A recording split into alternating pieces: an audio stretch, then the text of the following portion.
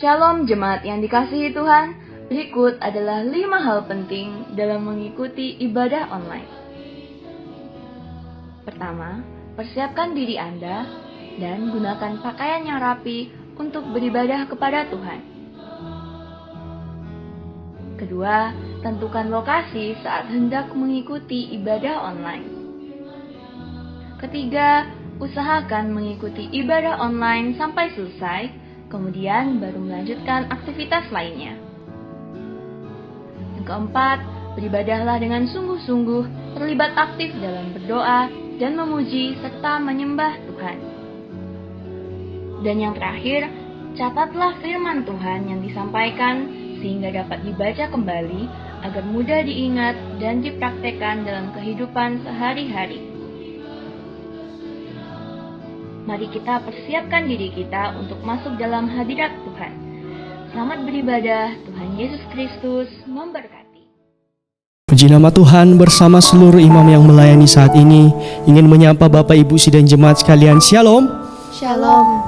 Saya yakin dan percaya saat ini saudara datang dengan hati yang rindu untuk menghadap hadirat Tuhan. Amin.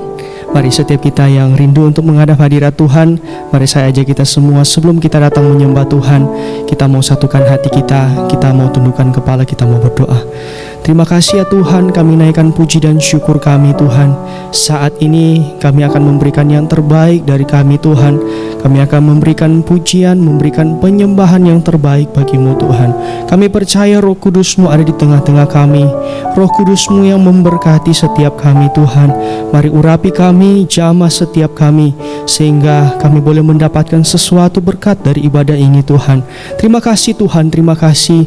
Segala bentuk pekerjaan roh jahat iblis yang mencoba mengganggu ibadah ini, kami mau ikat, kami patahkan, kami hancurkan di dalam nama Tuhan Yesus Kristus. Biar Engkau tutup bungkus kami dengan kuasa darah-Mu Tuhan. Suci dan kuduskan kami, layakkan kami Tuhan, untuk kami boleh masuk di dalam hadirat-Mu. Terima kasih Tuhan, di dalam nama Tuhan Yesus Kristus. Haleluya. Amin. Mari sama-sama kita mau angkat satu nyanyian. Kita mau katakan kepada Tuhan, kami mengasihi-Mu Tuhan. Engkaulah perlindungan kami Tuhan.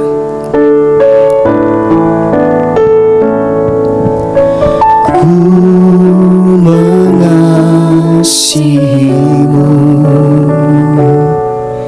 Yesus, Kau perlindungan bagiku.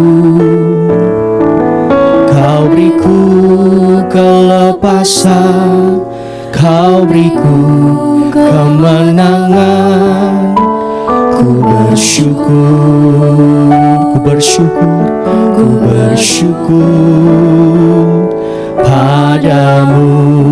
Sekali lagi katakan, ku mengasihi-Mu Tuhan. Ku mengasihi-Mu Yesus, Kau perlindungan bagiku. Amin. Kau beriku kelepasan, Kau beriku kemenangan. Ku bersyukur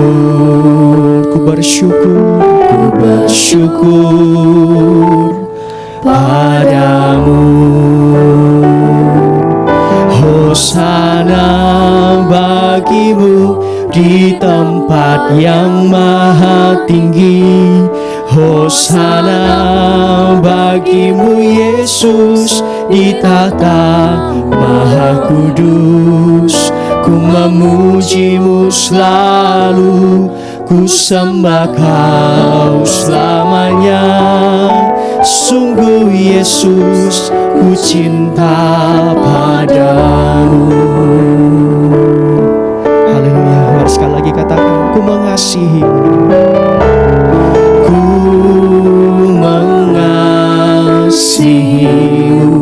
Kaulah perlindungan bagi kami Tuhan. Yesus, Kau perlindungan bagiku. Amin. Kau beriku kelepasan, Kau beriku kemenangan. Ku bersyukur, ku bersyukur, ku bersyukur padamu. Naikkan ucapan syukur. Hosana, Hosana bagimu di tempat yang maha tinggi.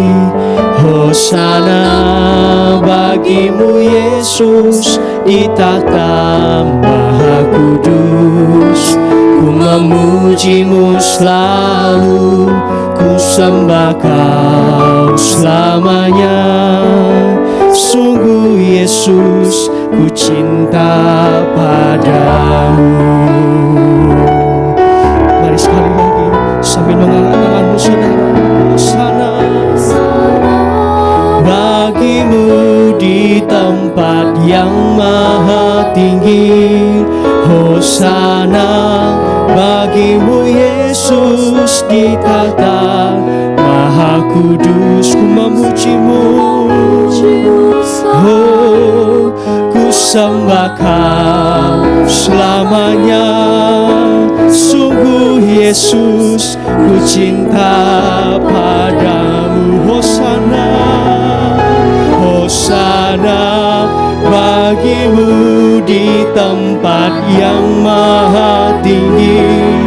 Hosana bagimu Yesus di takhta maha kudus. Kami memujimu, oh, ku sembah kau selamanya. Sungguh Yesus, ku cinta padamu. Ku memujimu Tuhan, ku memujimu selalu, ku sembah selamanya. Sungguh Yesus, ku cinta padamu. Amin. Sungguh Yesus, ku cinta padamu. Mari setiap kita yang mengasihi Tuhan, angkat tanganmu saudara, sembah Dia. Oh, Kaulah sumber perlindungan kami, Kaulah sumber kekuatan kami Tuhan. Oh, kami menyembah-Mu, kami menyembah-Mu. Haleluya. Biarlah Roh Kudus-Mu ada di tengah kami Tuhan. Urapi setiap kami, urapi hati kami Tuhan, urapi setiap pikiran kami. Biarlah kami boleh dilayahkan Tuhan, untuk kami boleh menerima berkat-Mu Tuhan, menerima urapan-Mu Tuhan. Haleluya. Oh Yesus, kami rasakan hadirat-Mu Tuhan. Haleluya. Oh haleluya.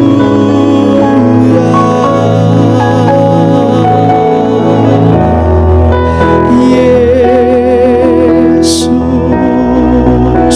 buka hatimu saudara, biarkan Roh Kudus menjamah setiap hatimu Tuhan. Mari kita mengangkat satu nyanyian. Tuhan, kami percaya Engkau ada di tengah-tengah kami. Engkau yang sanggup melakukan segala sesuatu dalam hidup kami. Engkau yang sanggup untuk menjamah kami Tuhan.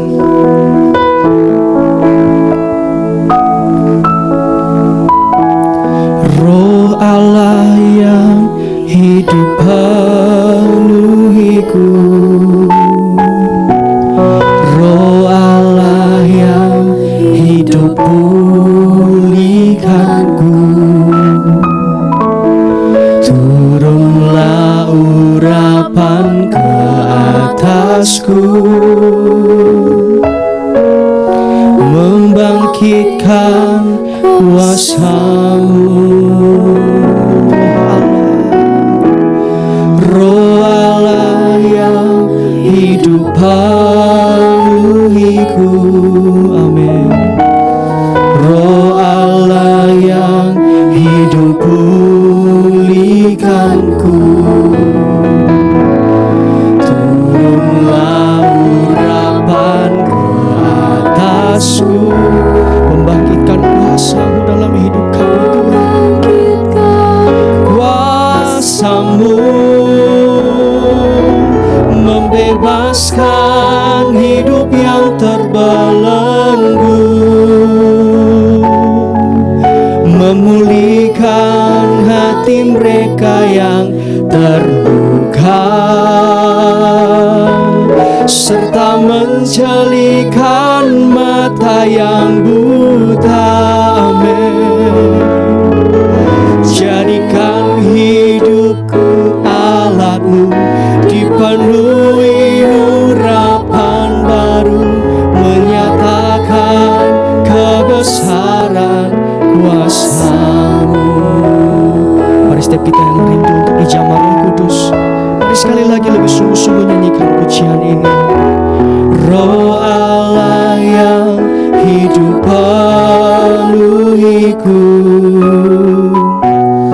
Roh Allah yang hidup pulihkanku, turunlah urapan ke atasku, membangkitkan kuasa-Mu. Roh Allah yang hidup penuhiku, Roh Allah yang hidup pulihkanku, turunlah urapan ke atasku, membangkitkan kuasa-Mu, membebaskan hidup yang terbelenggu. Amin. Memulihkan hati mereka yang terluka, serta menjelikan mata yang buta. Jadikan hidupku alat-Mu, dipenuhi urapan baru, menyatakan kebesaran kuasa-Mu, membebaskan hidup yang terbelenggu, memulihkan hati mereka yang terluka, serta menjelikan mata yang buta. Jadikan hidup kami alat-Mu Tuhan, oh, dipenuhi urapan baru, menyatakan kebesaran kuasa-Mu. Jadikan hidup kami, jadikan hidupku alat-Mu, dipenuhi urapan baru, menyatakan kebesaran kuasa-Mu, menyatakan kebesaran kuasa-Mu.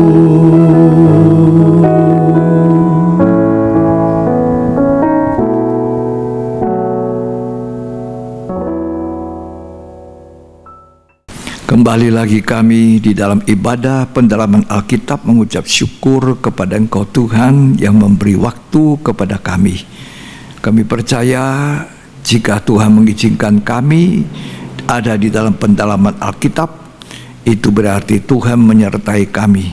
Tuhan ada di tengah-tengah kami, dan Tuhan yang mengurapi kami, sehingga apapun yang kami dengar, yang kami beritakan, itu semuanya boleh kami mengerti karena Roh Kudus menolong kami sekalian.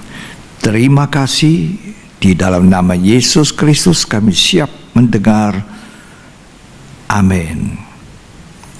Puji Tuhan, Bersama dengan istri kami mengucap syukur kepada Tuhan bahwa kita boleh berada lagi di bulan yang baru, bulan Februari dari tahun 21. Shalom. Tuhan Yesus memberkati kita sekalian.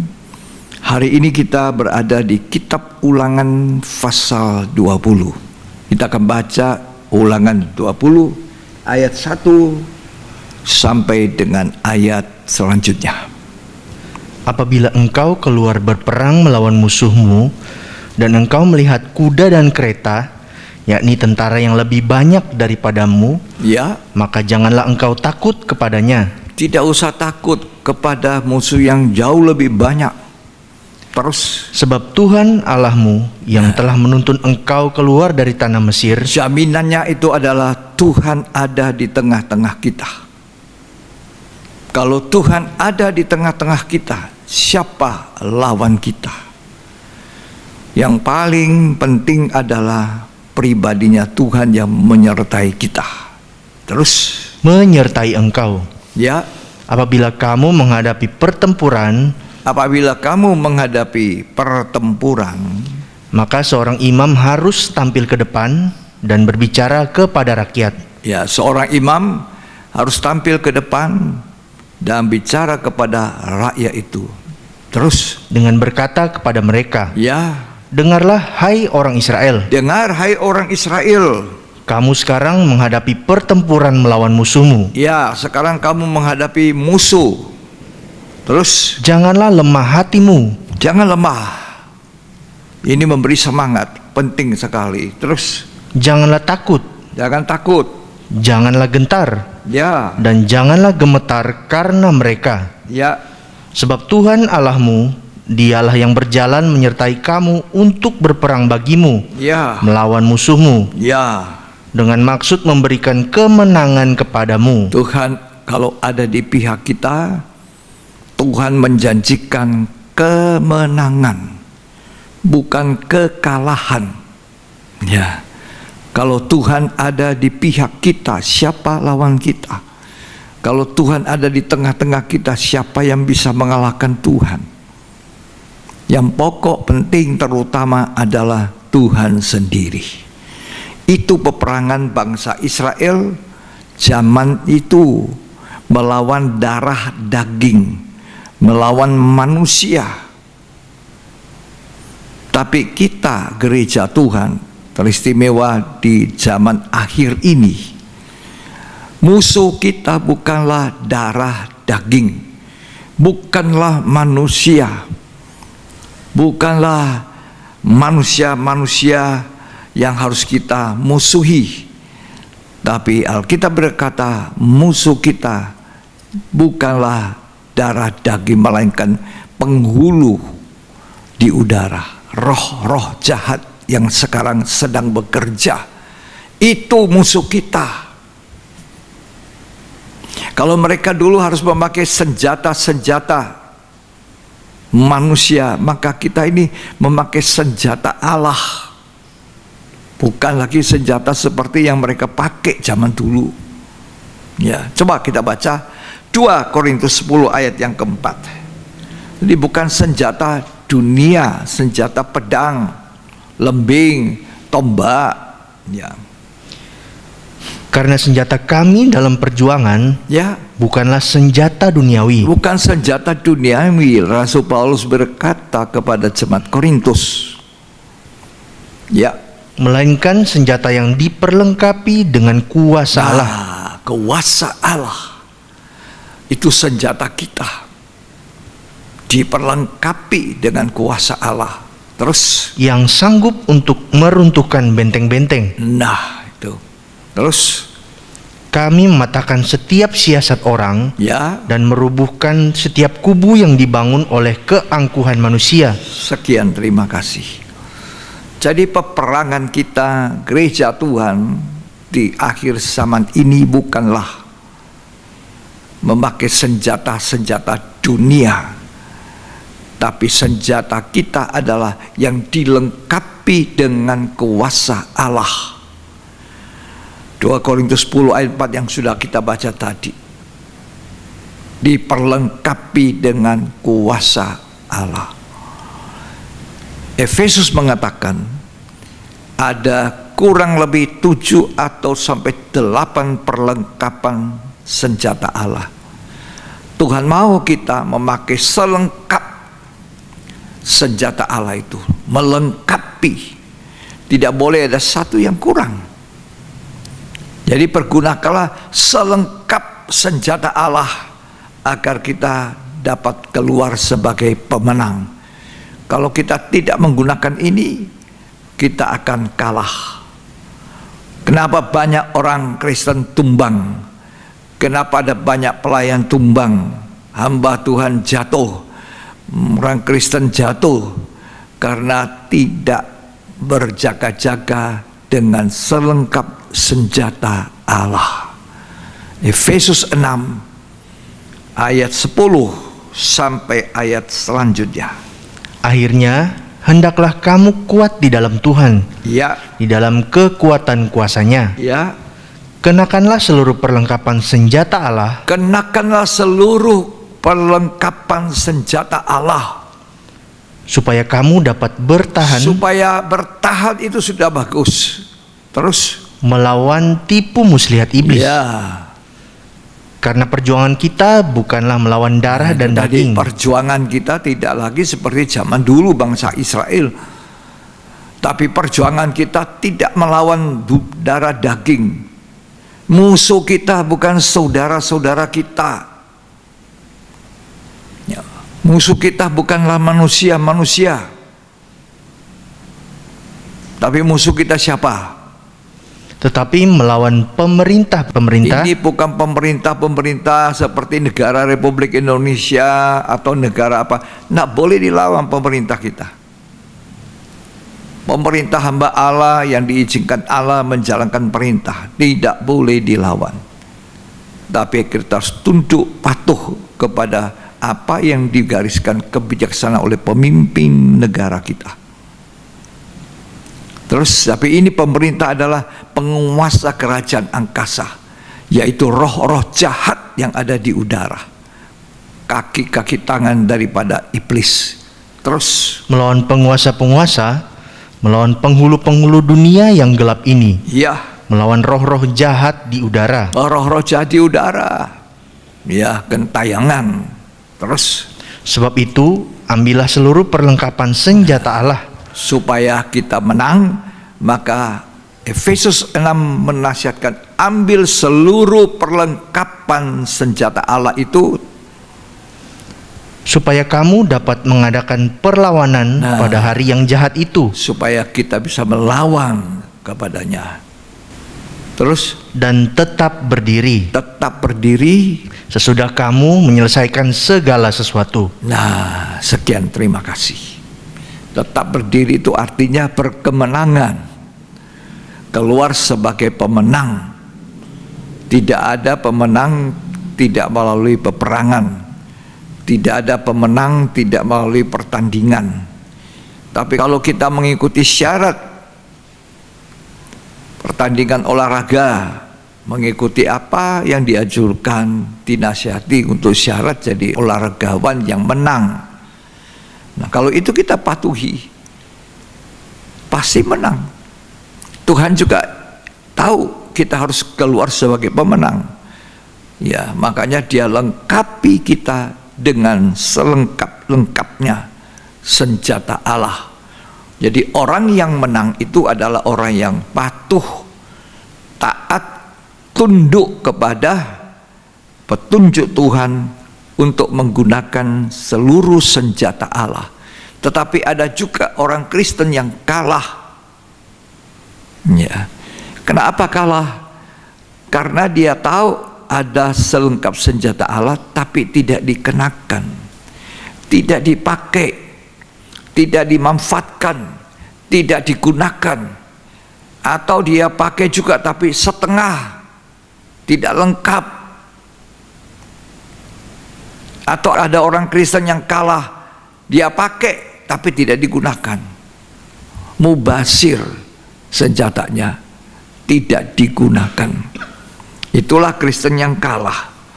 Nah, kita mau belajar hari ini bagaimana selengkap senjata Allah itu ada pada kita dan kita keluar sebagai pemenang. Kita baca Efesus 6 ayat 11 sampai ayat 13. Kenakanlah seluruh perlengkapan senjata Allah, Ya, supaya kamu dapat bertahan melawan tipu muslihat iblis. ya, Karena perjuangan kita bukanlah melawan darah dan daging, ya, tetapi melawan pemerintah-pemerintah, melawan penguasa-penguasa, melawan penghulu-penghulu dunia yang gelap ini, ya. melawan roh-roh jahat di udara. Roh-roh jahat inilah ya yang harus kita lawan. Terus, Sebab itu ambillah seluruh perlengkapan senjata Allah, ya, supaya kamu dapat mengadakan perlawanan pada hari yang jahat itu, ya. dan Terus tetap berdiri berdiri. sesudah kamu menyelesaikan segala sesuatu. Ya. Terus Jadi berdirilah tegap, tegap. Nah, ini artinya apa? Kuat. Artinya tetap semangat. Terus berikat pinggangkan kebenaran, sekian. Berdirilah tegap. Artinya tetap kuat. Tidak goyah. Ya, tetap semangat. Orang kalau berperang sudah tidak semangat, kalah. Ya. Orang kalau bertanding belum apa-apa sudah patah semangat, ya tidak bisa menang. Orang menang itu adalah orang yang tetap bersemangat, tetap kuat, tegap. Nah, itu yang pertama. Karena itu Rasul Paulus bilang, berdirilah teguh, jangan goyah. Itu nasihat Paulus kepada jemaat di Korintus. Ya, 1 Korintus 15 ayat 57 dan 58. Jadi senjata yang pertama, Tuhan bilang semangat, kuat, tegap. Ya, silakan dibaca. tetapi syukur kepada Allah Ya. yang telah memberikan kepada kita kemenangan Nah, terus oleh Yesus Kristus Tuhan kita. ya, Karena itu saudara-saudaraku yang kekasih, ya, berdirilah teguh, berdiri teguh, tegap. Terus jangan goyah, tidak boleh goyah, dan giatlah selalu Giat dalam selalu. pekerjaan Tuhan. jangan mundur. Ya, peperangan sedikit mundur, pencobaan sedikit mundur. Ya, nggak boleh begitu. Kalau mau keluar sebagai pemenang, tetap bersemangat, berdiri teguh, tidak goyah. Terus, Sebab kamu tahu bahwa dalam persekutuan dengan Tuhan, ya, jerih payahmu tidak sia-sia. nah, itu yang dimaksud jerih payah kita tidak sia-sia dalam melayani Tuhan, tidak. Ya. Yang kedua, mengatakan berikat pinggang kebenaran. Coba tolong dibaca Efesus 6. Berikat pinggangkan kebenaran. Itu senjata yang kedua. Ya. Berikat pinggangkan kebenaran, Ya, sekian. Jadi berikat pinggang kebenaran. Terus lanjut dulu. dan berbaju sirahkan keadilan. Ya, sekian. Berikat pinggang kebenaran. Jadi kebenaran itu menjadi ikat pinggang kekuatan kita. Kebenaran Alkitab, kebenaran firman Tuhan, bukan kebenaran diri sendiri. Artinya kita harus hidup benar sesuai kebenaran firman Tuhan. Bukan hidup benar sesuai kebenaran kita, tapi hidup benar sesuai kebenaran firman Tuhan, kebenaran Alkitab. Kebenaran firman Tuhan mengatakan, kasihilah musuhmu, kasihilah orang yang membenci kamu. Kebenaran dunia mengatakan, bencilah musuhmu, ya. Balas aniaya kepada orang yang menganiaya kamu. Itu kebenaran dunia. Kasihilah orang yang mengasihi kamu. Orang yang tidak mengasihi kamu jangan dikasih, balas. Ya. Tapi kebenaran yang kita harus kenakan di dalam hidup kita sebagai orang percaya hidup benar, seperti kebenaran Alkitab berkata, kasihilah musuhmu, berdoalah bagi mereka yang menganiaya kamu. Itu artinya kita berikat pinggang. Ini hidup sesuai dengan kebenaran firman, betul-betul hidup benar. Lanjut dikatakan apa? Berbaju sirahkan keadilan.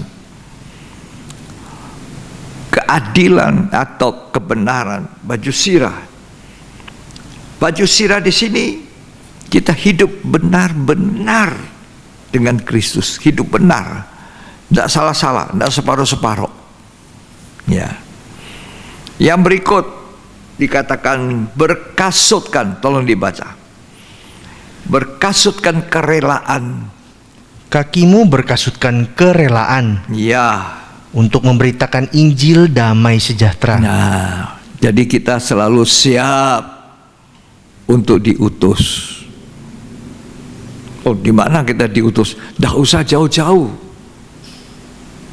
Oh, Tuhan utus saya ke Amerika.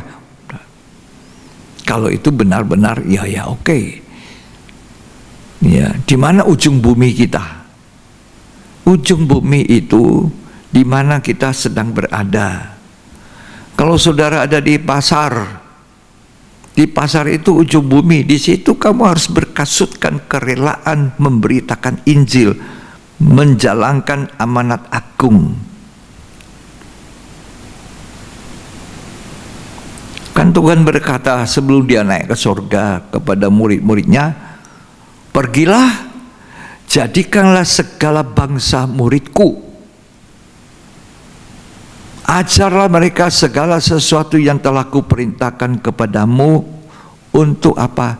Dilakukan. Jadikan segala bangsa jadi murid-muridku. Jadi diajar untuk taat, melakukan segala sesuatu yang telah diperintahkan Tuhan.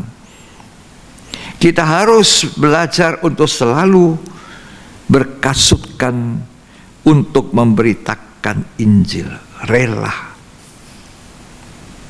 Di mana kita bertemu jiwa yang perlu kita saksikan pengalaman hidup kita.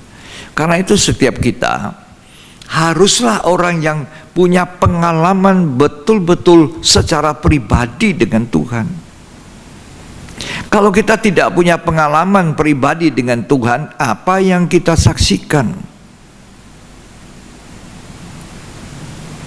Apa yang kita mau ceritakan?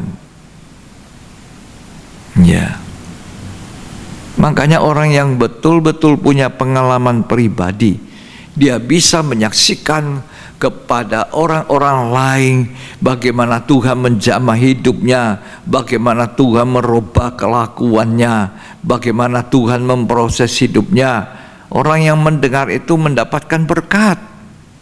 Ya. Perempuan Samaria waktu belum ketemu Tuhan, dia tidak kawin tapi dia terus berganti-ganti laki-laki.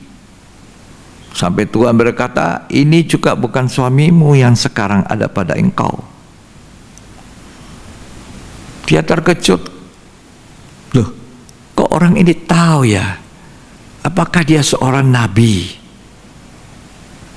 Apakah dia itu Kristus lah yang kita tunggu? Tahu dia tentang hidup saya. Firman Tuhan katakan, kalau firman itu disampaikan, orang itu memperhatikan dengan baik. Ya. Itu pasti mengenai kehidupannya. Seseorang mengirimkan kesaksian melalui WhatsApp. Orang ini saya tidak kenal, tidak pernah berkenalan, belum pernah mengenal satu dengan lain. Tapi dalam ibadah minggu baru-baru ini, tanggal 31, dia mendengar firman Tuhan, dia ikut ibadah online dari kita. Dan dalam kesaksiannya dia menuliskan di WhatsApp itu bahwa dia dari awal sampai akhir itu firman Tuhan semua kena kepada kehidupannya. Jadi dia menangis ketika kita masuk dalam doa menyembah. Ya, sempat saya berbahasa lidah sedikit waktu itu sebelum menutup doa firman. Dia kena setromnya, dia hancur hati, dia kembali penuh dengan Roh Kudus. Dan dia berkata, seperti Tuhan berkata kepada dia, kembalilah kepadaku, kembali kepadaku, aku akan segera datang kembali pada kali kedua. Kenapa kamu pergi jauh? Hari-hari ini Tuhan sedang mencari orang-orang untuk kembali kepadanya.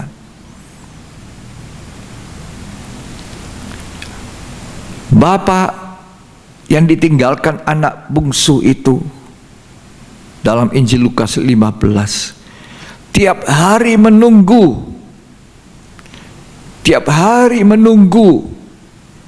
kapan anakku pulang kembali. Kapan anakku pulang kembali? Dia tidak enak makan, dia tidak enak tidur. Setiap hari dia naik di sotoh rumahnya, dan dari sotoh itu dia bisa melihat ke jalan. Tiba-tiba suatu hari dia melihat, aku kenal baik anak ini. Walaupun dia sudah tidak seperti dulu anaknya waktu tinggalkan rumah dengan harta bagiannya, gagah, rapi, bajunya bagus. Sekarang bajunya sudah compan-camping, seperti tidak berbaju lagi, kurus kerempeng, kurus sekali, sangat kurus karena tidak makan. Sampai babi pun tidak memberi izin dia makan makanan babi. Akhirnya dia sadar, dia kembali. Inilah waktunya untuk kembali. Jangan keraskan hati. Kita tidak tahu kapan akhir hidup kita. Juga kita tidak tahu kapan Tuhan Yesus datang kembali pada kali kedua.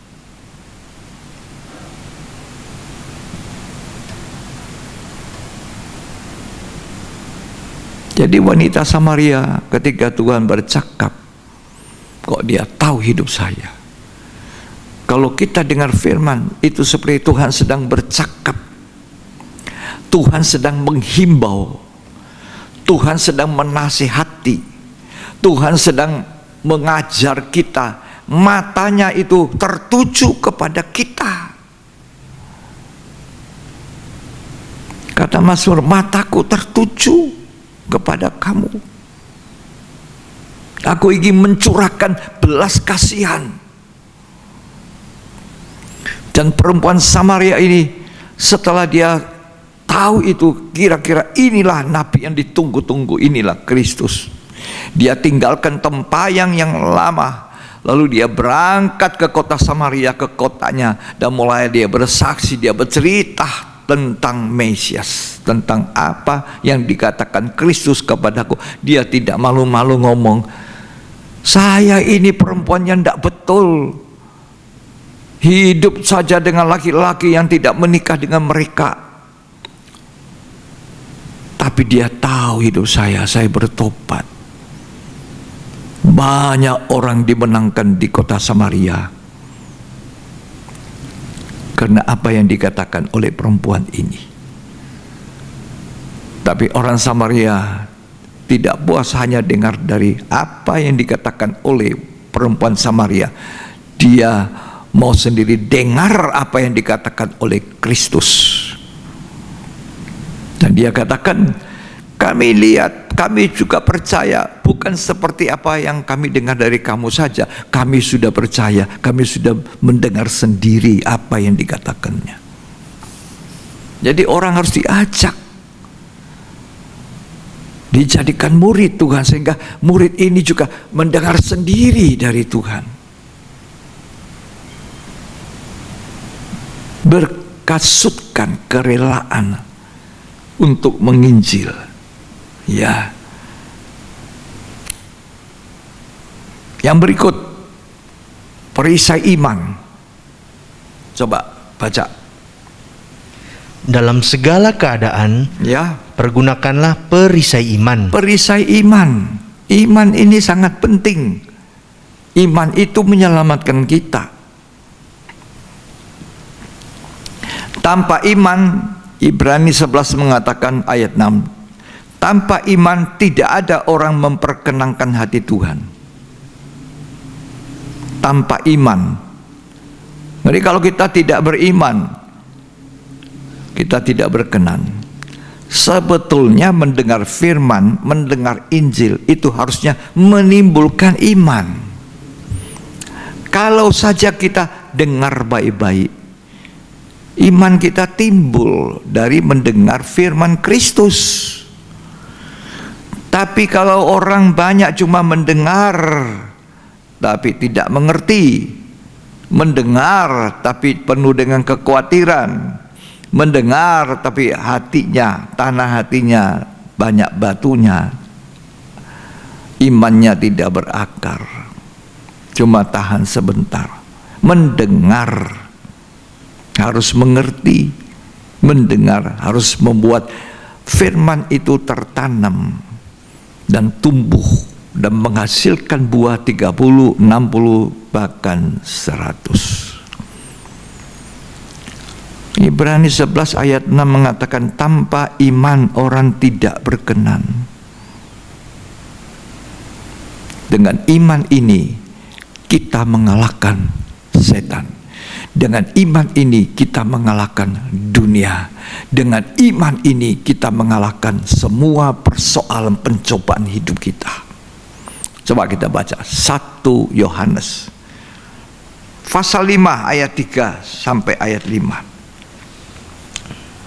Sebab inilah kasih kepada Allah, Ya, yaitu bahwa kita menuruti perintah-perintahnya. ya, Perintah-perintahnya itu tidak berat, ya. sebab semua yang lahir dari Allah Semua yang lahir dari Allah mengalahkan dunia. sudah mengalahkan dunia. Terus Dan inilah kemenangan yang mengalahkan dunia. inilah kemenangan yang mengalahkan dunia. Apa itu?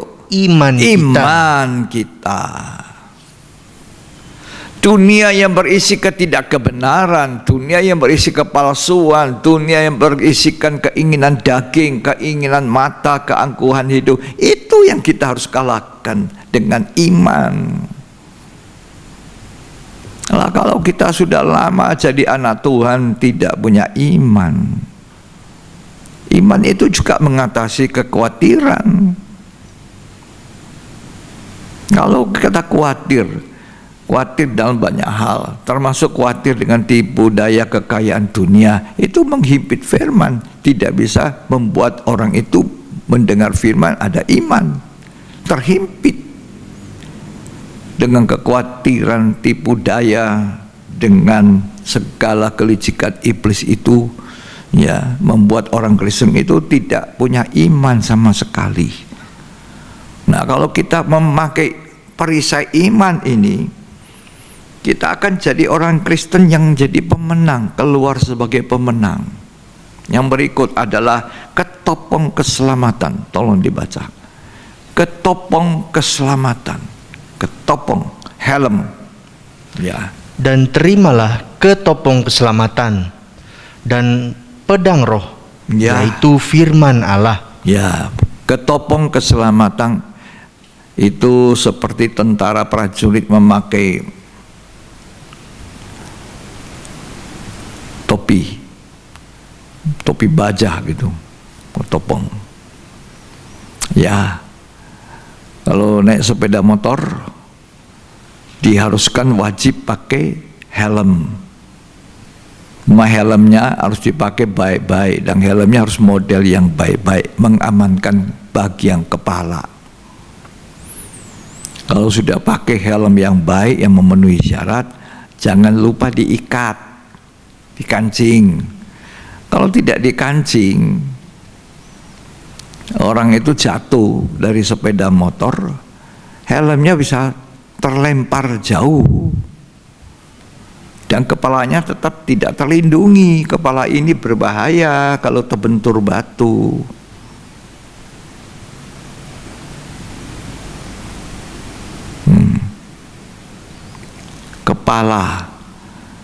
Kepala itu ada pikiran. Ya, pikiran kita harus dilindungi.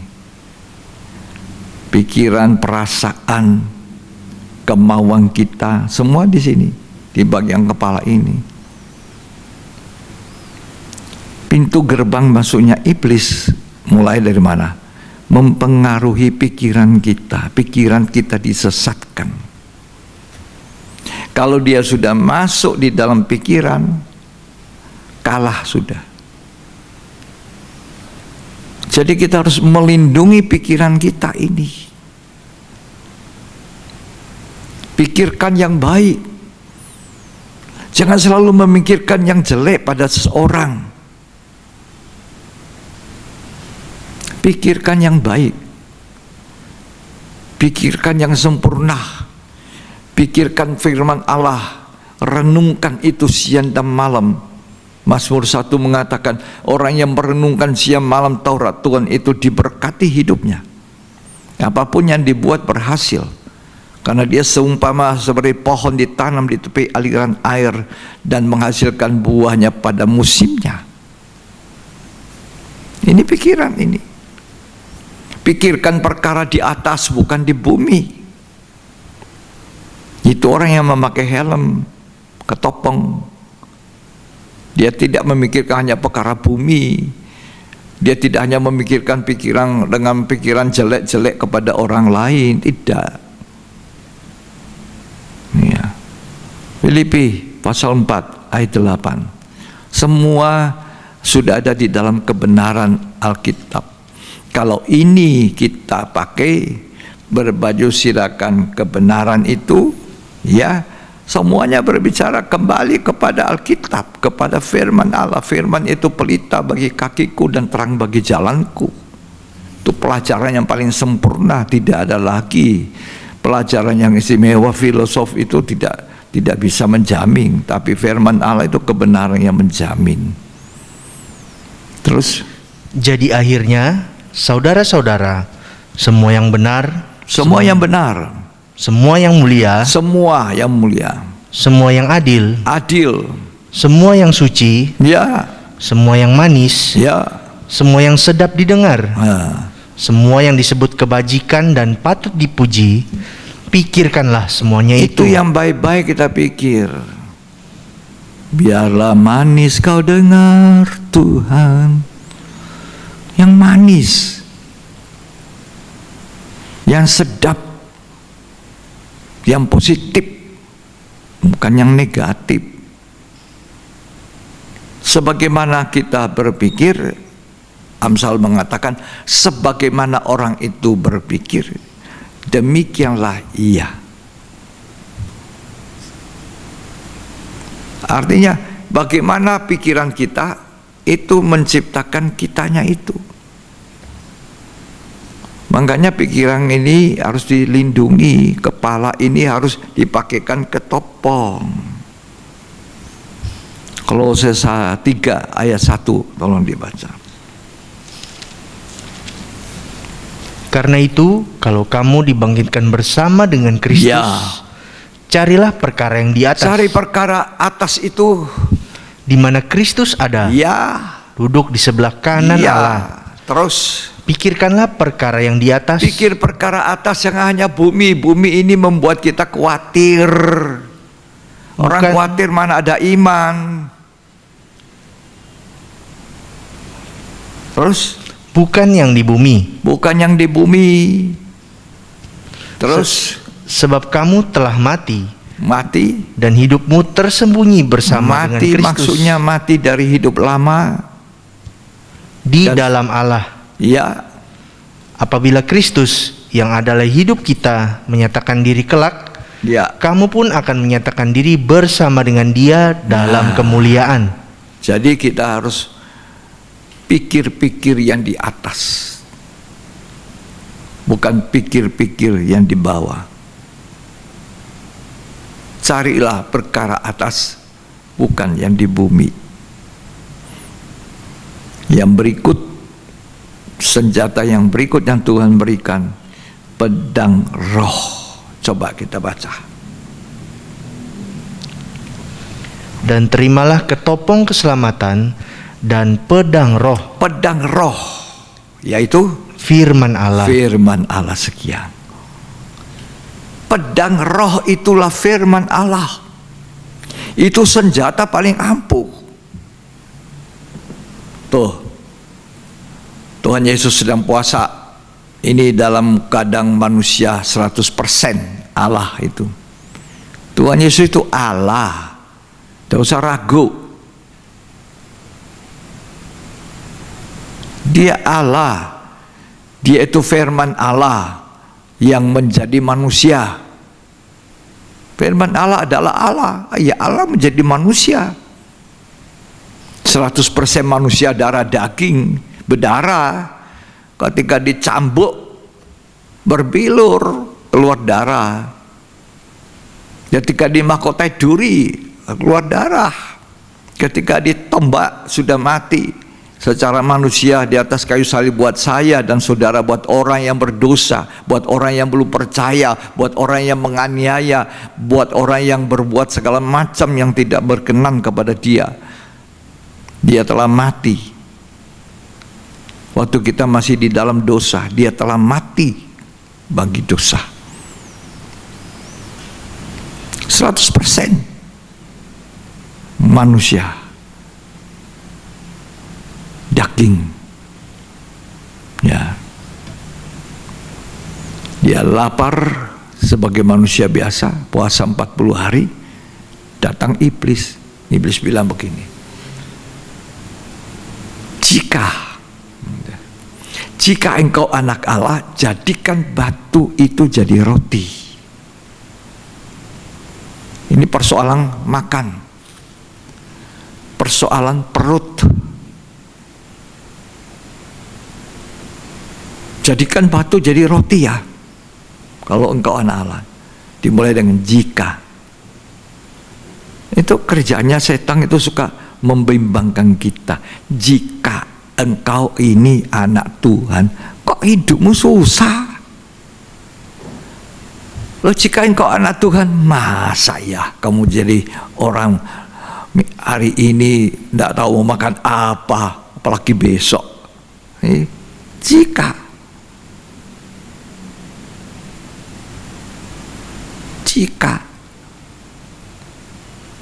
Jikalau bukan, ini penuh membimbangkan. Tapi Dia jawab dengan tegas. Ada tertulis, manusia tidak hanya hidup dari roti saja, melainkan dari setiap kata firman Allah. Iblis pergi. Dia menggunakan apa? Pedang roh, firman Allah. Itu untuk menyerang. Pedang itu untuk menyerang. Ayo, jika engkau anak Allah, jatuhkan dirimu dari hubungan bait Allah. Nanti anak Allah itu pasti ditatang oleh malaikat. Dia jawab apa? Ada tertulis, pakai pedang roh lagi. Lah kalau kita tidak punya pedang roh ini, tidak punya firman, duduk masuk keluar gereja, duduk terus mendengarkan ibadah online, tapi tidak punya firman Allah, karena firman Allah tidak pernah masuk di hati, tidak pernah dimengerti, kosong.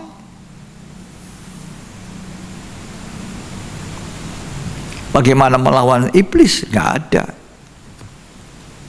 Tak ngerti, malah dicuri. Lah ya, aku kan cuma ibadah online di rumah. Ibadah online itu memberi berkat loh.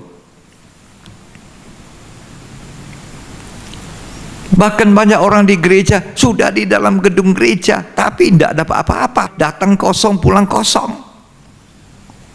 Marah-marah lagi. Ya, saya nemukan banyak marah-marah. Ya, anaknya nakal-nakal, marah-marah, emosi, dipukuli anak di gereja. Ya. Kita tidak boleh mengatakan ibadah online itu gak ada apa-apanya, mesti ngumpul di gereja. Jika Tuhan berkenan, oke. Tapi jika kita masih diizinkan lebih banyak orang ibadah online. Tadi saya sudah saksikan seorang ibu yang mengirimkan WhatsApp kepada salah satu kenalannya, dan itu dikirimi ke saya. Bagaimana hari itu, hari Minggu tanggal 31, siapa yang suruh dia untuk ibadah online pas membuka siaran kita, ibadah kita? Dia ibadah online kok. Tapi dia menangis, hancur hati, bertobat, minta ampun. Sudah lama katanya tidak ikut ibadah. Dalam kesaksiannya, sudah lama tidak ikut ibadah. Tapi dia dengar firman dari awal sampai akhir. Dia bilang semua itu kena ke saya. Itu firman bicara ke saya. Semuanya. Sampai pendeta John waktu memimpin doa penyembahan dan sempat berbahasa lidah, maka dia kepenuhan Roh Kudus kembali. Dia juga berbahasa lidah. Itu ibadah online. Integritas kita sedang diuji. Menurut survei, katanya ada yang mensurvei 90% orang ibadah online itu nonton. Ada yang tiduran, ada yang duduk-duduk sambil ngobrol, ada orang yang sedang minum kopi, minum teh, makan cookies sambil. Nah, ini bukan ibadah. Ibadah online itu hati dipersiapkan. Nomor satu itu. Kemudian kita menyiapkan ruang yang nyaman untuk ibadah online. Kalau kita punya anak 5, anak 3, orang tua ajak anaknya, ayo siapkan tempat ibadah, rapikan semua, nyalakan apa, yang ngontak ke TV, yang ngontak ke laptop, silakan. Yang tidak punya sarana itu boleh pakai HP. Ada berapa biji HP di situ? Kalau rame-rame ada 2-3, dinyalakan bareng-barengan. Kan enak. Papa mama, anak-anak sudah neces seperti layaknya di gereja. Orang seperti ini yang merindukan Tuhan pasti diberkati. Tapi kalau kita meremehkan, mestinya jam 9 on time. Wah, sudah nanti kita tidur jam 10 baru bangun. Nah, baru muter sendiri ibadah. Tergantung kita. Tuhan itu melihat kita, tidak ada orang lain lihat. Makanya kita kan tidak boleh menjalankan ibadah kita supaya dilihat orang. Seperti orang berpuasa itu di dalam bait Allah. Dia kasih tahu orang-orang, aku sedang berpuasa, aku sedang ini gini. Ya. Tapi kalau di rumah, siapa yang lihat? Disinilah integritas kita diuji, kesetiaan kita kepada Allah untuk tetap beribadah. Bagaimana sikap orang tua? Apakah orang tua menaburkan benih yang baik pada anaknya, atau orang tua malah justru meruntuhkan iman anaknya, menjatuhkan? Terserah kita.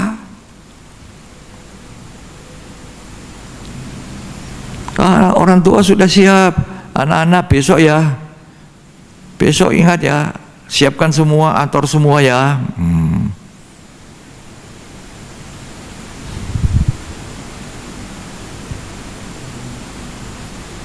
Banyak di antara yang mendengar dari Pontianak,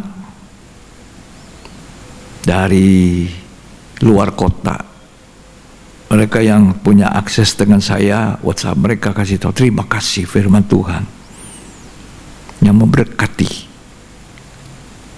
meneguhkan iman saya. Terima kasih. Sama dengan ibu itu tadi, dia menangis. Sepertinya Tuhan bilang, kenapa engkau tidak kembali kepadaku? Sudah lama kamu pergi, sudah tidak kembali padaku, aku segera datang. Ini satu teguran. Ya. Itu firman Allah, jangan ditolak. Tidak boleh kita, itu perkataan manusia toh. Rasul Paulus bilang, kamu ini aku syukuri jemaat Tesalonika. Engkau menerima firman Allah yang kusampaikan benar-benar firman, bukan perkataan manusia. 1 Tesalonika 2, coba tolong dibaca.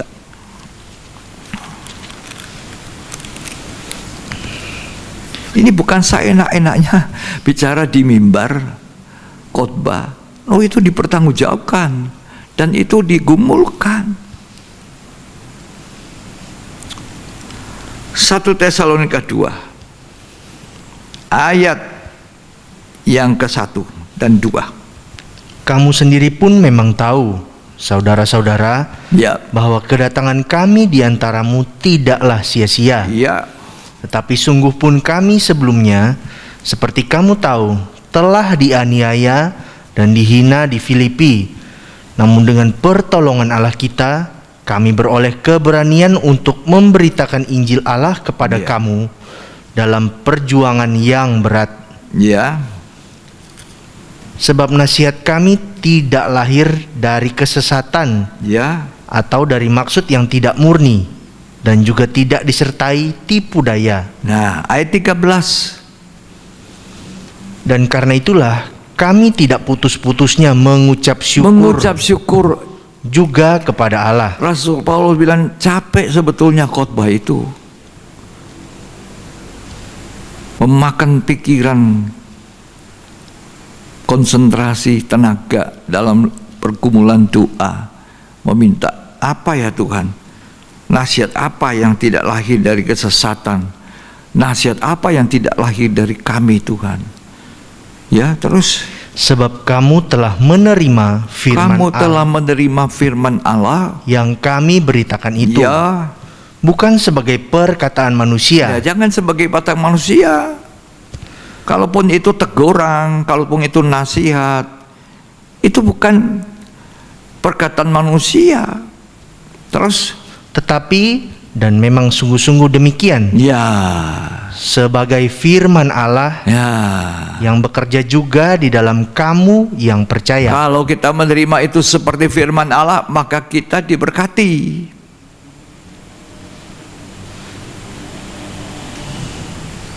Itu pedang roh kita miliki. Diperlihatkan dunia dengan kemuliaannya. Tuhan Yesus berkata apa? Aku tidak bisa sembah kamu. Kamu harus menyembah Allah. Pergilah, inilah. Semuanya dipakai pedang roh itu firman Allah. Yang terakhir mungkin berdoa. Tolong dibaca. Efesus 6. Berdoa dan permohonan. Dalam segala doa dan permohonan, Ya, berdoalah setiap waktu di dalam roh. dalam roh, berdoa dalam roh, berdoa berbahasa lidah, berbahasa roh, berbahasa glosolalia. Itu membangun hidup kita, rohani kita sendiri. Kalau kita bernubuat membangun orang lain. Tapi kalau kita berbahasa roh, itu kita bercakap dengan Allah, kita membangun rohani kita. Ya. Terus, Dan berjaga-jagalah di dalam doamu itu ya, dengan permohonan yang tak putus-putusnya. sekian. Doa itu adalah senjata untuk menahan, bertahan, benteng pertahanan. Kalau orang Kristen tidak ada benteng pertahanan, kalah. Tadi saya sudah katakan, kalau kita taat memakai seluruh senjata Allah, kita akan menang. Kalau kita tidak pakai keseluruhan, kalah, atau pakai tapi tidak digunakan. Jadi kalau kita semua sudah punya ini, maka kita akan jadi menang. Doa di sini bukan hanya doa berminta besok Tuhan saya mau makan apa, lusa mau makan. Doa pujian dan penyembahan. Di dalam tabernakel itu ada halaman, ada mezbah korban bakaran di depan itu. Setelah kita masuk pintu gerbang, lalu kemudian kita dapati ada bejana pembasuhan. Ini tabernakel Musa. Lalu ada pintu kemah, berbicara baptisan Roh Kudus. Lalu kita menemukan kalau sudah ada di ruang suci, ruang kudus, ada meja roti sajian dengan enam tumpuk roti, ya, yang ditaruh di atas piring emas, dan meja dari kayu dilapisi emas. Semuanya benda-benda itu adalah emas, warna emas. Ya, ada kaki dian emas, ini asli semuanya emas. Kalau meja tadi dari kayu disalut, dibalut dengan emas. Ada mezbah dupa emas, itu benda ketiga. Nah, seharusnya kita ada di sini. Doa ini bukan doa yang meminta-minta terus, tapi doa yang memberikan penyembahan pujian. Di situ dibakar kemenyan. Gereja Tuhan harus sudah sebenarnya di sana. Itu baru diukur, kata Wahyu 11. Mezbah dupa emas. Saya tidak meninggalkan itu alat-alat di depan. Dia mempunyai arti buat kita.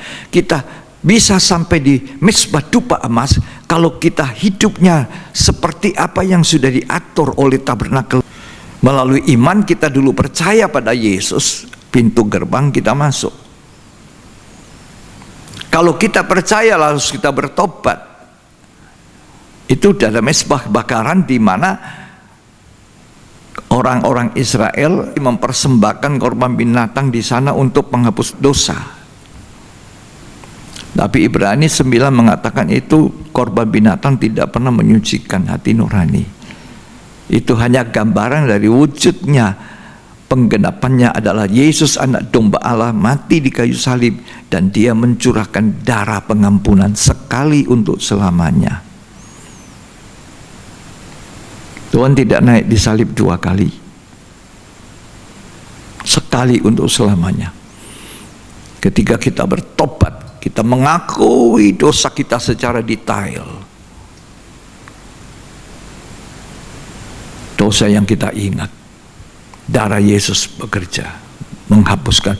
Kita dianggap seperti kertas putih yang tidak pernah ditulisi, diputihkan seperti salju. Sekalipun dosamu merah seperti kermisi, hitam seperti arang, akan menjadi putih seperti salju oleh darah anak domba Allah.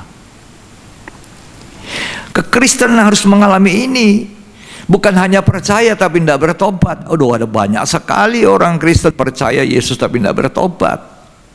Bertobat, lahir baru, itu baptisan air, ya, mati dari hidup lama, itu dikuburkan, kata Kolose, dibangkitkan dengan kehidupan baru, lahir baru, dipenuhi Roh Kudus. Hidup kita dulu dipimpin oleh roh jahat, sekarang Roh Kudus yang memimpin kita. Rajin kita membaca Alkitab, rajin kita untuk menekuni firman Allah, seperti jemaat mula-mula dalam Kisah Rasul 2. Itu urutan dari tabernakel itu. Kisah Rasul 2 ayat 36 sampai 42. Rasul-rasul berkhotbah, mereka dengar, apa yang harus kami buat? Mereka terima dengan iman itu firman.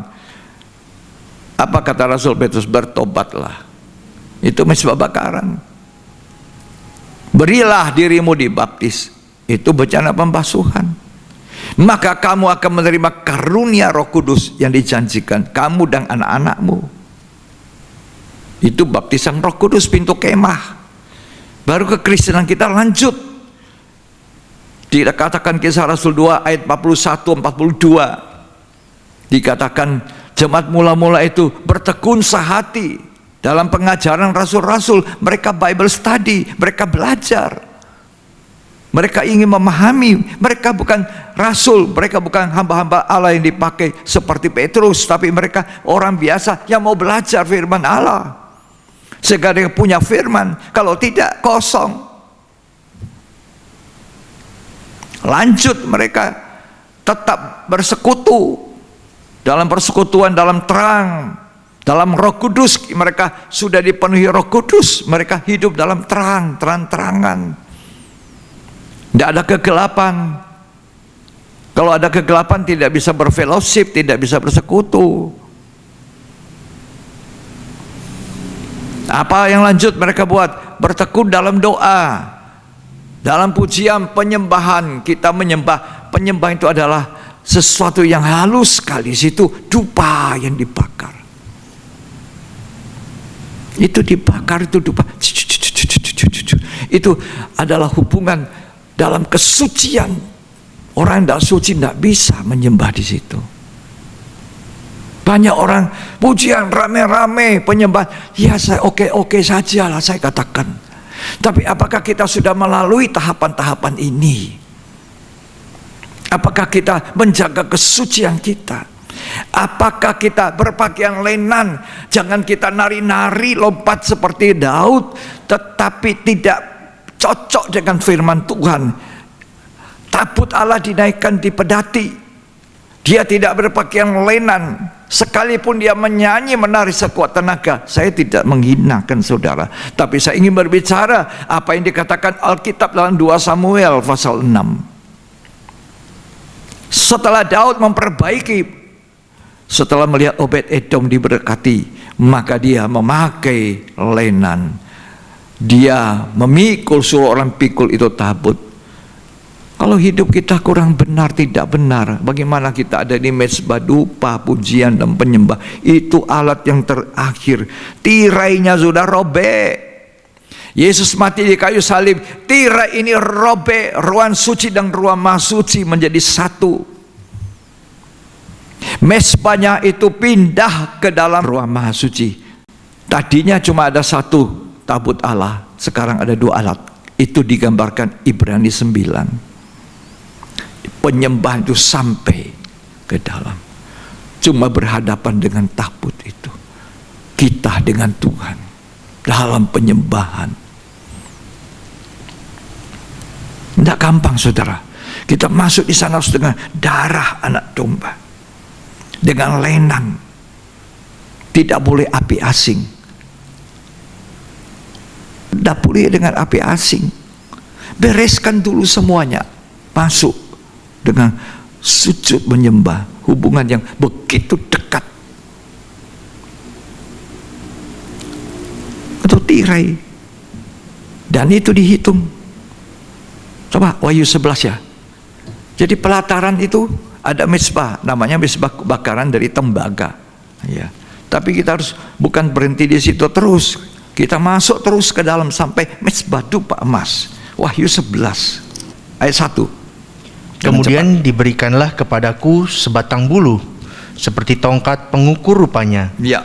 dengan kata-kata yang berikut: bangunlah dan ukurlah bait suci Allah, Ya. dan mesbah dan mereka yang beribadah di dalamnya. Sini tidak dikatakan mesbah apa, tapi dikatakan bangunlah dan ukurlah bait suci Allah dan mesbah dan mereka yang beribadah di dalamnya. Tapi ayat 2 jelas. Tetapi kecualikan pelataran bait suci yang Nah, di sebelah pelataran luar. itu adalah halaman di mana di sana ada mesbah bakaran dari tembaga. Lalu ada bejana pembasuhan. Itu pelataran. Kita baru percaya melalui pintu gerbang kita ada di halaman, bertobat, lahir baru, baptisan air. Masuk terus pintu kemah. Nah, di dalam itu yang diukur mesbah dupa emas. Orang yang ada di mesbah dupa emas, yang ada pujian, penyembahan, itu diukur. Itu yang Tuhan mau bangunkan akhir zaman ini.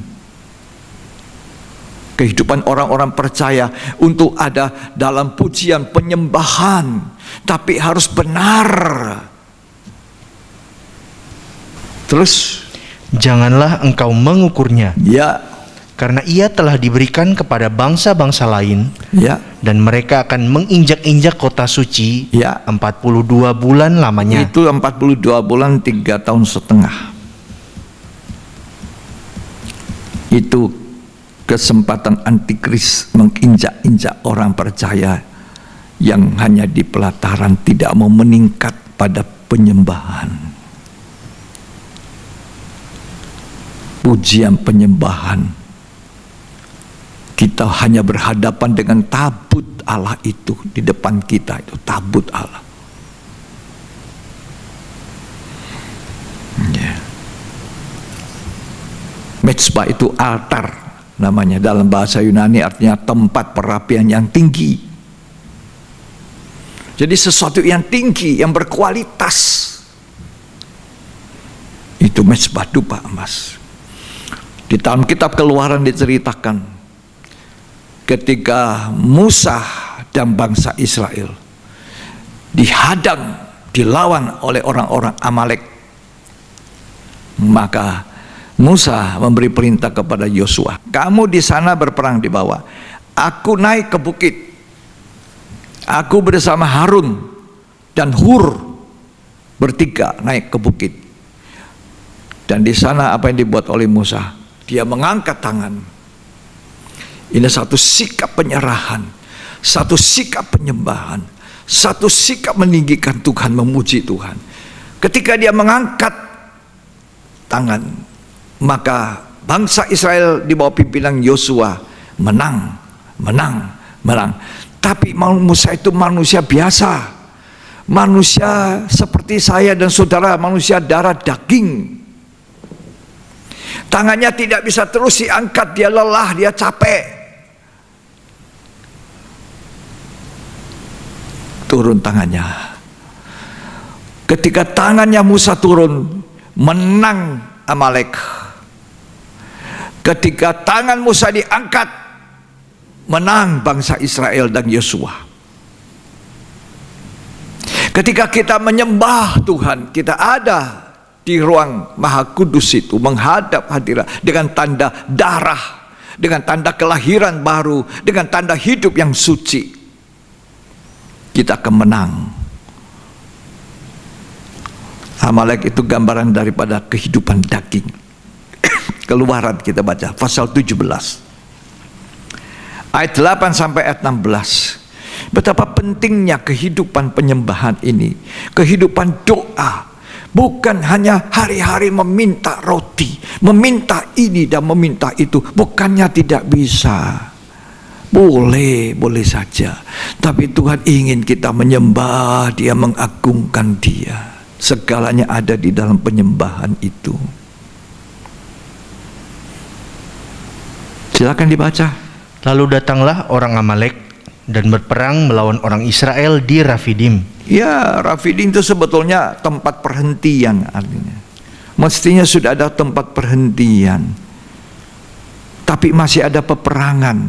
Mestinya kita orang percaya kepada Tuhan sudah ada perhentian. Kan Tuhan bilang, mari kepadaku hai kamu yang berlelah bertanggungan berat, aku beri kelegaan, keperhentian. Tapi bukan berarti tidak ada peperangan, ada.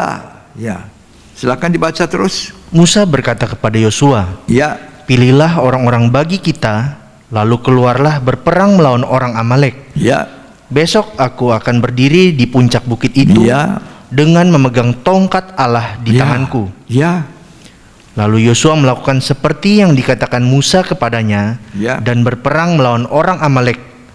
Tetapi Musa, Harun dan Hur telah naik ke puncak bukit. Ya, Dan terjadilah apabila Musa mengangkat tangannya, lebih kuatlah Israel. ya, kalau diangkat tangan penyembahan, tangan yang suci loh. 1 Timotius 2 mengatakan benadakan tangan yang suci tanpa amarah. Kalau ada amarah kita selesaikan dulu. Terus Tetapi apabila ia menurunkan tangannya, apabila dia menurunkan tangannya, lebih kuatlah Amalek. musuhnya lebih kuat. Ini menentukan doa kita, penyembahan kita. Tapi bagaimana kita bisa menyembah kalau kita tidak kudus? Ada pemberontakan, ada amarah, ada ketidaktaatan kepada Tuhan, ada yang meremehkan firman, mencemoohkan. Terus Maka penatlah tangan Musa. ya, Sebab itu mereka mengambil sebuah batu, diletakkanlah di bawahnya, supaya ia duduk di atasnya. ya, Harun dan Hur menopang kedua belah ini tangannya. perlunya kesatuan. Ini unity, bersatu. Istri, anak, saudara bersaudara, unity. Gereja dengan gereja, hamba Tuhan dengan hamba Tuhan. Saling menopang. Musa mau menaikkan tangan, ditopang oleh Harun, ditopang oleh Hur. Tangannya sudah ditopang, kakinya lagi capek. Manusia namanya. Dia duduk, dikasih duduk. Perlu kesehatian, perlu topangan, perlu bantuan. Apalagi Musa waktu itu tidak mudah. Dia dipanggil Tuhan, dipakai Tuhan untuk jadi pemimpin bangsa Israel, umurnya sudah 80. Terus Seorang di sisi yang satu, seorang di sisi yang lain, ya, sehingga tangannya tidak bergerak sampai matahari terbenam. sampai matahari terbenam, tangannya terus diangkat, penyembahan terus kepada Tuhan, dupa itu siang malam. Dalam persekutuan Harun dan Hur juga tidak ambil tangannya, itu persekutuan, unity, kesatuan.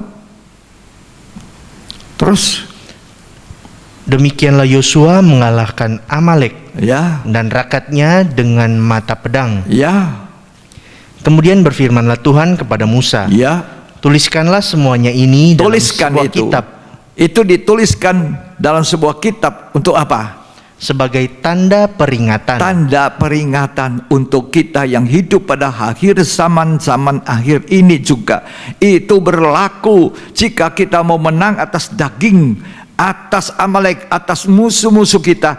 Lengkapi hidup kita dengan selengkap senjata Allah. Dan yang terakhir itu adalah senjata untuk bertahan. Itulah doa. Dan doa ini adalah doa pujian penyembahan.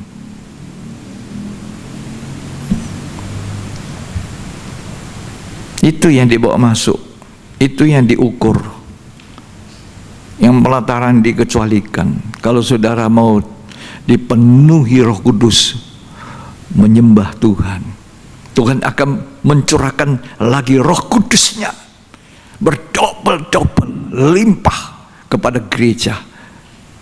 Orang-orang muda dipakai, orang-orang tua dipakai,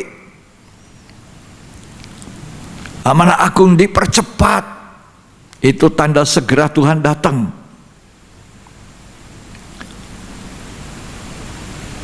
Kita harus masuk dalam pujian penyembahan. Itu yang dibangun oleh Tuhan. mezbah dupa emas kita. Tapi tidak boleh sembarangan. Ya, tempat yang ditinggikan di mana kita bertemu dengan Allah. Ini pengalaman Musa melawan Amalek. Ketika dia naik tangannya menang. Saudara kurang sembahyang, kurang memuji Tuhan, kurang menyembah Tuhan, kurang baca Alkitab, kurang semua itu. Tidak usah pakai selengkap senjata Allah, kalah. Kalah. Tabut Allah itu kesempurnaan. Itu pun terdiri dari dua bagian. Tutupannya terdiri 1 talenta emas, 2 kerubium, itu gambar dari Allah Bapa, Allah Roh Kudus. Tutup pendamaian itu gambaran daripada Kristus.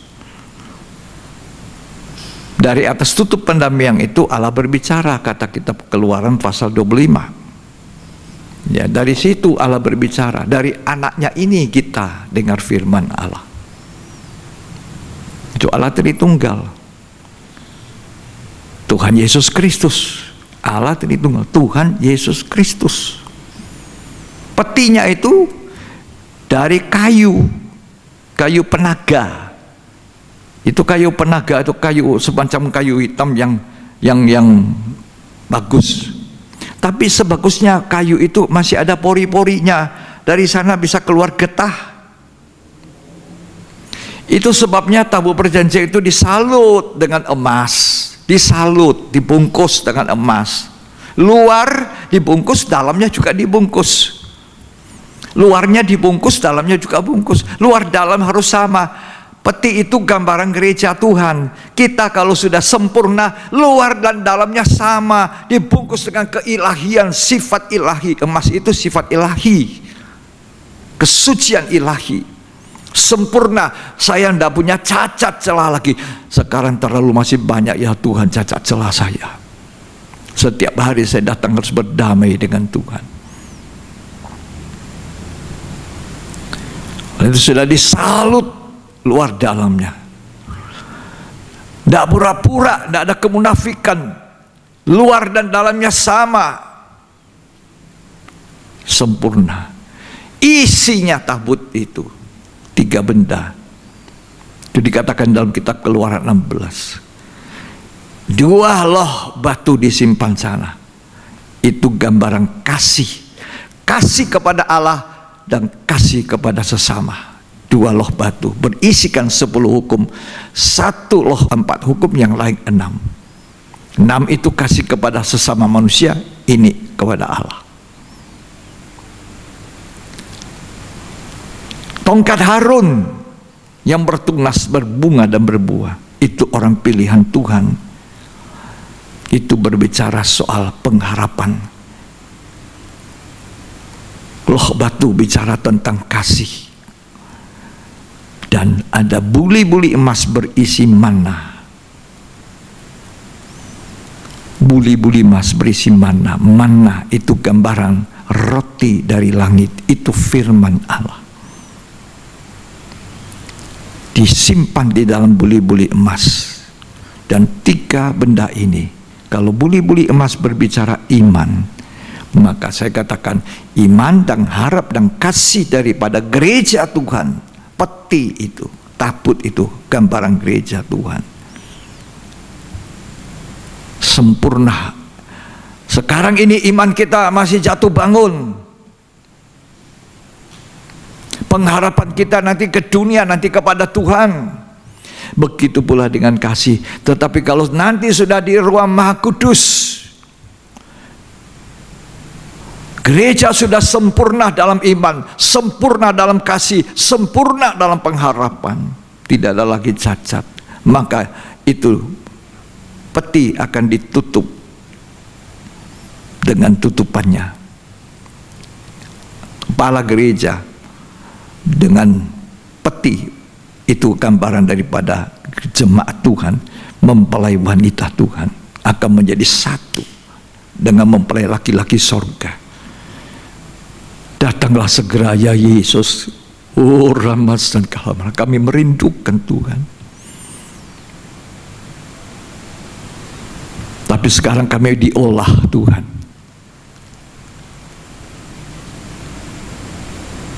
Ya. Kalau sudah tertutup, isinya sudah permanen di dalam. Gereja menjadi satu, mempelai wanita dan mempelai laki-laki Yesus Kristus. Saya berterima kasih kepada Tuhan dengan pengajaran ini. Dan tidak hanya berterima kasih, saya mohon Tuhan Roh Kudus menolong saya untuk mengalami satu persatu ini. Dan kita menang, harus keluar sebagai menang. 7 jemaat, Wahyu 2, Wahyu 3. Semua Tuhan tantang, barang siapa menang. Barang siapa menang, ada upahnya. Hati saya berkobar-kobar. Tuhan sempurnakan hidup saya, doa saya. Barusan kemarin lagi, setiap hari saya berdoa. Sempurnakan kami sekeluarga. Anak cucu, semua ada di Yerusalem surgawi. Ada di pesta nikah anak domba. Dan saya berdoa bagi jemaat yang mau ikut, yang mau disucikan hidupnya hari-hari ini. Tuhan Yesus memberkati kita. Mari.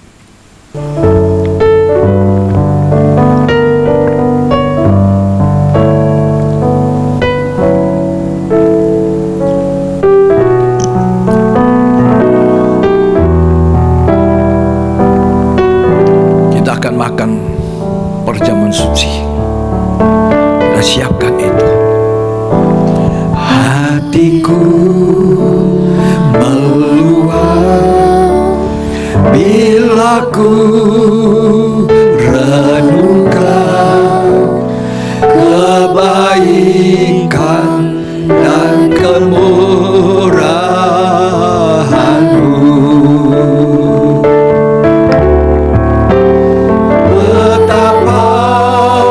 Besar kasih-Mu pada diriku, ingatkanku selalu ya Tuhan.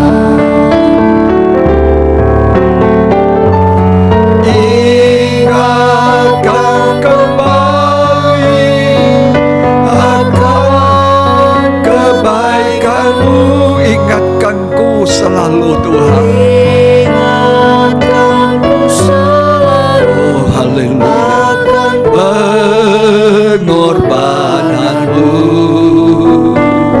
Ajarku selalu mengucap syukur, ingatkanku akan kasih-Mu.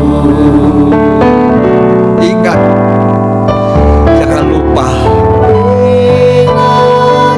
kebaikan Tuhan menyelamatkan saya dan saudara. Untuk kita selalu menyembah, mengucap syukur akan pengorbanan-Mu. Ajarku selalu mengucap syukur, ingatkanku akan kasih-Mu.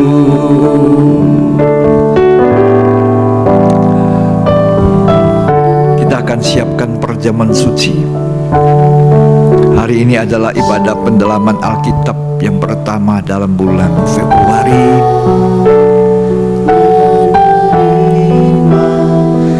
Kita periksa hidup kita, apa berkenan kepada Tuhan. Tuhan tolong kami untuk mengasihi Engkau. Ya Rama ya Rama Sangkata Rama, mengasihimu Tuhan.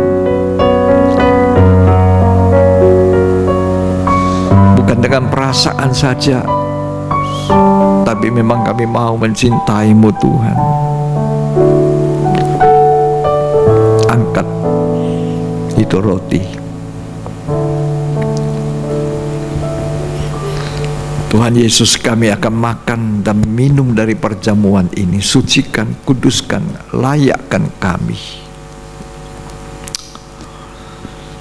Terima kasih Tuhan buat kesempatan yang baik untuk makan menikmati perjamuan ini.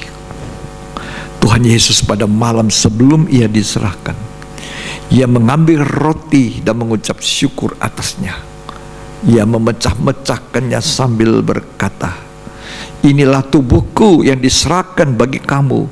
Perbuatlah ini menjadi peringatan akan daku.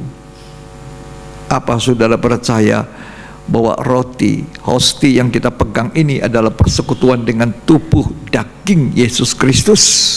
Jika saudara katakan amin, maka kita makan dengan percaya, dengan layak di dalam nama Tuhan Yesus Kristus.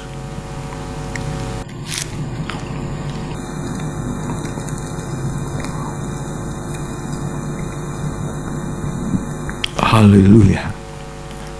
Angkat itu cawan, sediakan cawan anggur.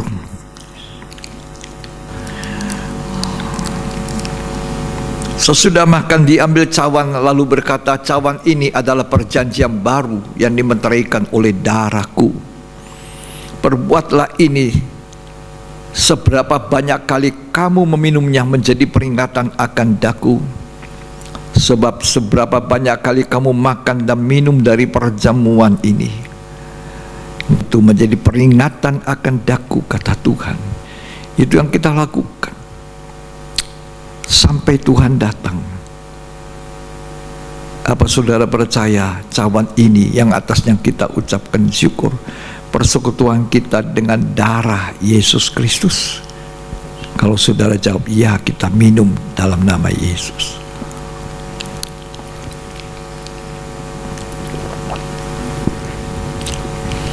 Kita mau menyembah Tuhan sambil melakukan tadi, ingatkan kembali akan kebaikan-Mu Tuhan. Haleluya, haleluya.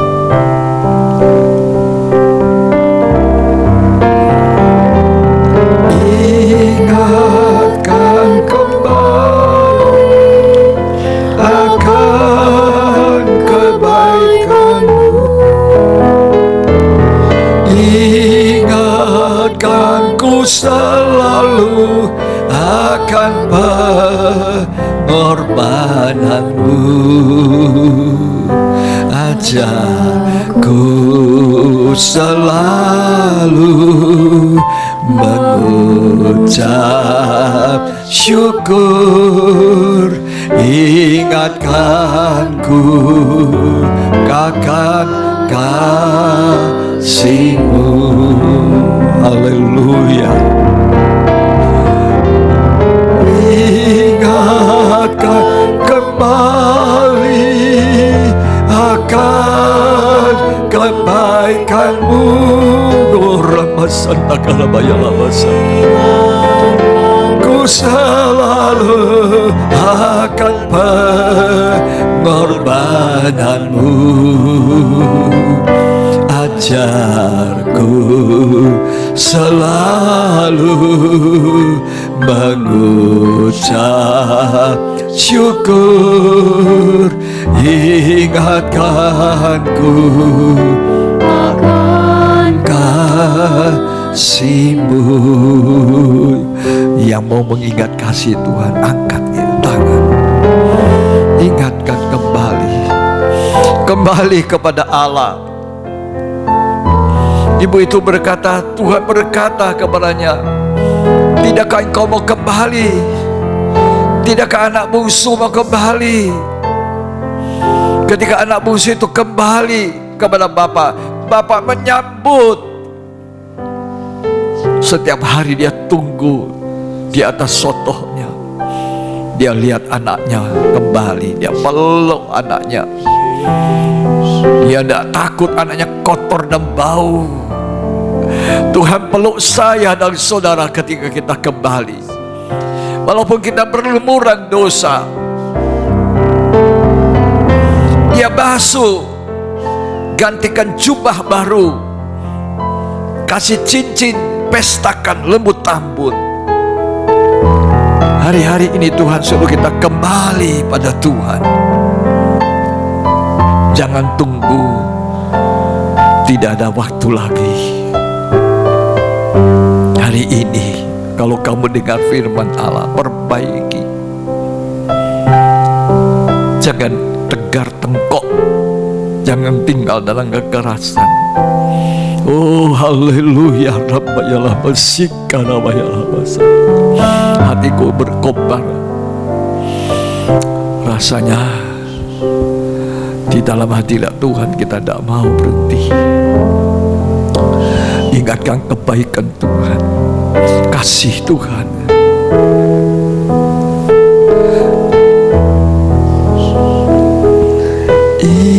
Ingatkan ku selalu akan pengorbananmu,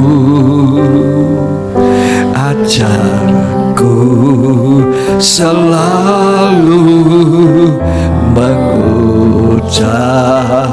syukur. Ingatkanku akan kasih-Mu. Terima kasih untuk firman-Mu Tuhan, untuk pengajaran Allah. Kami mau belajar mengosongkan hati kami, agar pengajaran Allah itu mendapatkan tempat yang terbaik di hati kami. Kami tidak ingin mengisi hati kami dengan sampah, dengan segala hal-hal yang tidak berkenan kepada Tuhan, supaya setiap kata firman itu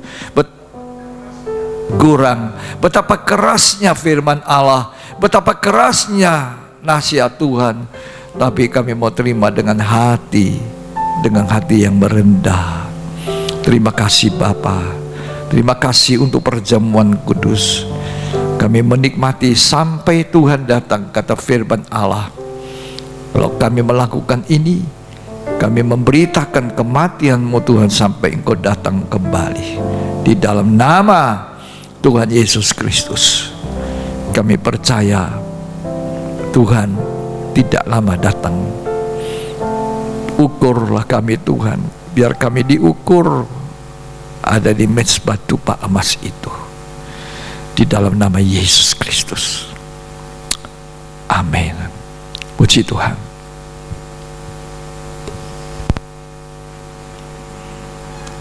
Rasanya hati berkobar-kobar.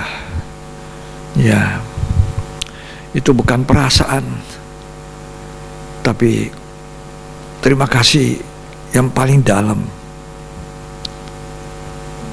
dengan pengajaran firman Allah ini, yang sangat memberkati hidup, yang membukakan mata rohani kita. Mari kita akhiri ibadah dengan ucapan syukur. Kami naikkan syukur.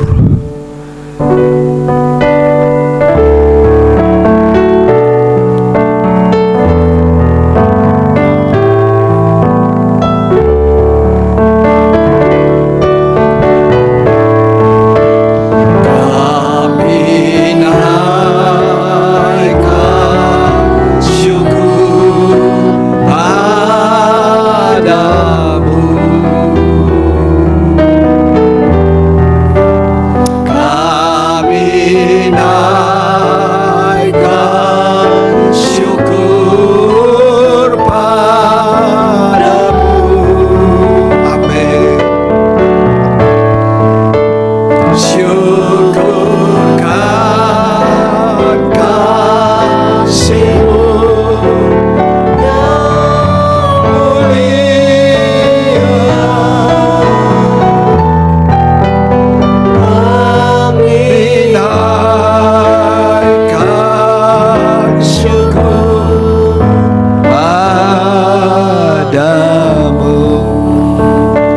Kami mendoakan David yang lagi kurang sehat, kiranya David boleh ditolong disembuhkan oleh Tuhan.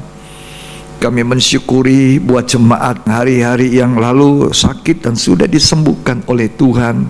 Kami percaya Tuhan selalu menolong kami, Tuhan selalu melindungi dan menyertai kami.